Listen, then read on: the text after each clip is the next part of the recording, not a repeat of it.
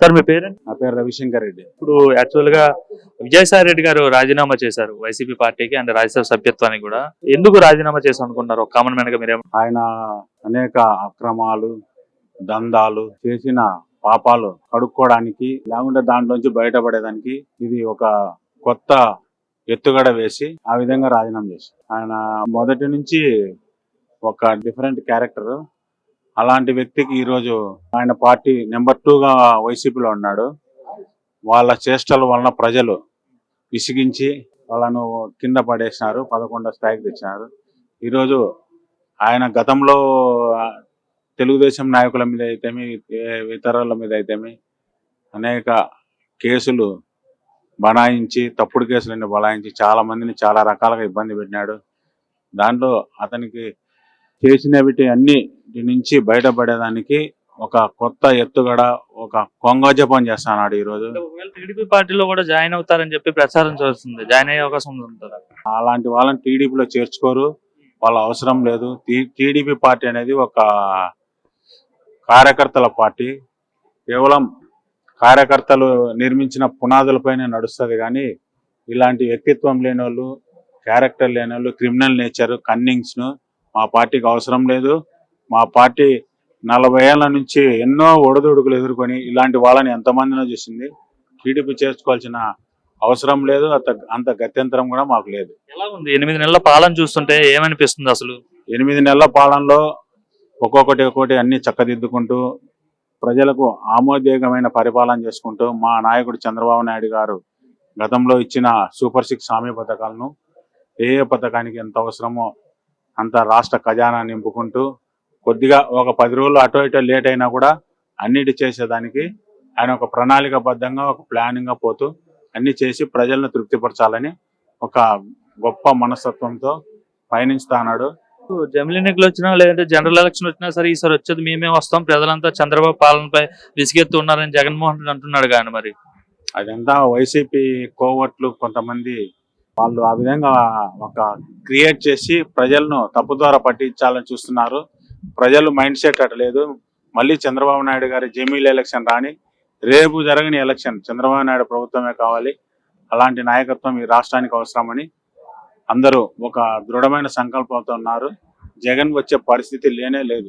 Sir మీ పేరు? ఎక్కడి నుండి వచ్చారండి? కడపండి. కడపలో పరిస్థితి ఏంటి? జగన్మోహన్ రెడ్డి కంచుకోట అన్నారు. అలాంటి కడపలో ఈసారి టీడీపీ ఎక్కువ స్థానాలు గెలిచింది కదా? అవును, జగన్మోహన్ రెడ్డి కంచుకోట అని వాళ్ళు అనుకుంటున్నారు. చంద్రబాబు నాయుడు గారు 3 టర్ములు ముఖ్యమంత్రిగా ఉన్నారు. చంద్రబాబు నాయుడు పాలన, జగన్మోహన్ రెడ్డి గారి పాలన ప్రజలు బేరేజ్ చేసుకొని సీనియర్ నాయకుడు, విజన్ ఉన్న వ్యక్తి, భవిష్యత్తు తరాలకు ఉద్యోగ అవకాశాలు, ఇంకా సంక్షేమ కార్యక్రమాలు, ఏదైనా ఫ్యాక్టరీలు అవి తెచ్చేదానికి కూడా మంచి ఒక విజన్ ఉన్న వ్యక్తి అని చెప్పేసి నమ్మి చంద్రబాబు నాయుడు గారికి పట్టం కట్టారు.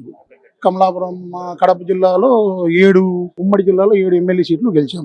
ఇప్పుడు అంటే ఇంతకు ముందున్నంత బలం ఉందా స్థానికంగా? జగన్మోహన్ రెడ్డి కావచ్చు, వైఎస్ఆర్ ఫ్యామిలీకి కావచ్చు, తగ్గిపోయింది అంటారు? అది వాళ్ళు ఉంది అనుకుంటున్నారు, కానీ ప్రజలు ఇచ్చిన రిజల్ట్ ప్రకారం అయితే వాళ్ళకి లేదని నేను చెప్తున్నాను. మరి అంటున్నాడు ఆయన, అప్పుడు ఏదో ఎలక్షన్ లో ఏదో గ్యాంబ్లింగ్ జరిగింది, ఇప్పుడు కానీ ఎన్నికలు జరిగినా అంటే జమిలీ ఎన్నికలు వచ్చినా, ఏ ఎలక్షన్ వచ్చినా సరే నేనే గెలుస్తానని చెప్పి అయితే జగన్మోహన్ రెడ్డి అంటున్నాడు. ఒకవేళ ఆయన అటువంటి ఆలోచన ఉంటే మాజీ సీఎం గారికి, అంటే గతంలో 2019లో గ్యాంబ్లింగ్ జరిగింటే ఇప్పుడు కూడా ఆయన అనుకోవచ్చు గ్యాంబ్లింగ్ జరిగిందని. ప్రజాభిప్రాయం, ప్రజలు స్వచ్ఛందంగా ఓట్లేశారు. మన రాష్ట్రాన్ని కాపాడాలంటే మన రాష్ట్రాన్ని ఇతర రాష్ట్రాలతో కాదు పక్కా దేశాలతో పోటీ పెట్టి అభివృద్ధి చెందాలంటే ఒక నారా చంద్రబాబు నాయుడు గారి ఆలోచన, వారి యొక్క కష్టము. ఆయన ఒక పని రాక్షసుడు. ఆయన 24 గంటల్లో 4-5 గంటలు నిద్రపోతాడు మిగతా రాష్ట్ర ప్రజల కోసం. ఆ చంద్రబాబు నాయుడు గారు ఆయనకు దేవుడు అన్ని ఇచ్చాడు, కాకపోతే రాష్ట్ర ప్రజలకు మేలు చేసి మంచి పేరు సంపాదించుకోవాలా, తరతరాలకు భావితరాలకు కూడా అతని పేరు గుర్తుండిపోవాలనే ఆలోచనతో చేసే వ్యక్తి అతను ఆయన చంద్రబాబు నాయుడు గారు. అంటే మరి పులివెందులు అంటే కడపలో గతంలో 10కి 10 కొట్టారు, 14 అయితే 9 కొట్టారు, 19 అయితే 10 కొట్టారు వైసీపీ వాళ్ళు. సో మొన్న 3 కొట్టారు. సో 2000 తర్వాత 29 ఎన్నికల్లో పులివెందుల్లో ఎలా ఉండబోతుంది పోటీ? అంటే జగన్మోహన్ రెడ్డి లేదంటే టీడీపీ ఎలా ఉండబోతుంది? పులివెందుల్లో ఎప్పుడు గెలిచలేదని నినాదం ఉండేది. తర్వాత ఎమ్మెల్సీ ఎలక్షన్ లో మారెడ్డి రవీంద్ర రెడ్డి, బీటెక్ రవి గారు గెలిచారు. ఏదైతే జరగలేదని అనుకుని జరిగింది. ఇప్పుడు ఎమ్మెల్యే కూడా గెలిచేసేమో. జగన్మోహన్ జగన్మోహన్ రెడ్డి ఓడించిన సత్తా ఉందంటారా టీడీపీకి అక్కడ? సత్తా అనేది ప్రజలు ఆశీర్వదించే జగన్మోహన్ రెడ్డి గారికి వస్తుంది, మారెడ్డి రవీంద్ర రెడ్డి గారికి వస్తుంది, మీకైనా వస్తుంది, నాకైనా వస్తుంది. ప్రజలు తిరగబడి ప్రజలు ఒక వ్యక్తిని కోరుకున్నప్పుడు అట్ ద సేమ్ టైం దేవుని ఆశీర్వాదం ఉంటుంది, ఖచ్చితంగా జరగచ్చేమో. ఎలా ఉంది ఓవరాల్ గా 8 నెలల పాలన చూస్తే ఏమనిపిస్తుంది? 8 నెలల పాలనలో అభివృద్ధి సంక్షేమం రెండు బ్యాలెన్స్ గా నడపాలని మన సీఎం గారు చూస్తున్నారు. పైగా అట్ ద సేమ్ టైం 8 నెలలు అయింది కదా, వచ్చి 1 by 1 చేసుకుంటూ వస్తాడు. ఇంకా 4 సంవత్సరాలు ఉంది. సపోజ్ మన ఇంట్లో మన పిల్లలకి కూడా అన్ని కావాలనుకున్నప్పుడు వెంటనే అన్ని చేయలేం. మన పిల్లలు 2-3 ఉంటారు, కాలేజీ ఫీజులు కట్టాలా, బట్టలు కావాలా, క్రికెట్ కొనాలా, ఇవి కొనాలా, బట్టలు ఇవన్నీ కొనాలన్నప్పుడు అన్ని ఒకటేసారి చేయలేం. ఎందుకంటే మన పరిస్థితులు, మన రాష్ట్ర పరిస్థితులు, మన ఆర్థిక వనరులు అలా ఉన్నాయి. సో దాంట్లో బ్యాలెన్స్ గా చేసుకుంటూ వెళ్తున్నాడు సీఎం గారు.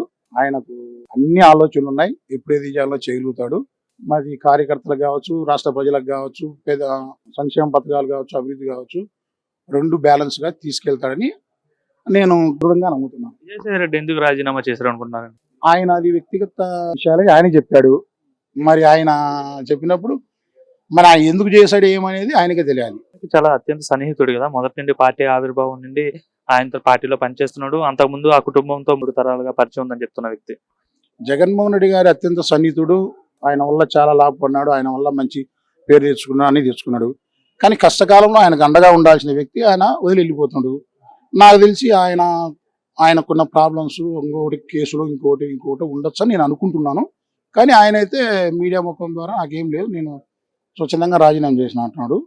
మరి ఇదే రాజీనామా గతంలో గవర్నమెంట్ ఉన్నప్పుడు, అధికారంలో ఉన్నప్పుడు చేసినంటే ప్రజలు నమ్మేవారు. అధికారం పోయినప్పుడు ఏదో కారణాలు చెప్తుంటాం, సహజమే.